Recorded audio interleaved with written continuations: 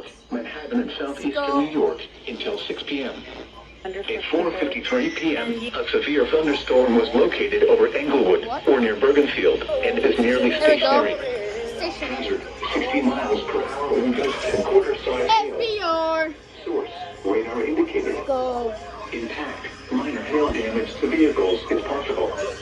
Expect wind damage to trees and power lines. Yes, sir. This severe thunderstorm will be near Riverdale around 5 p.m. East Trenton around 5:10 p.m. Oh, it's not on. I need a Protection 5.5. moved to an interior room on the lowest floor of a building. I don't understand. Let's go.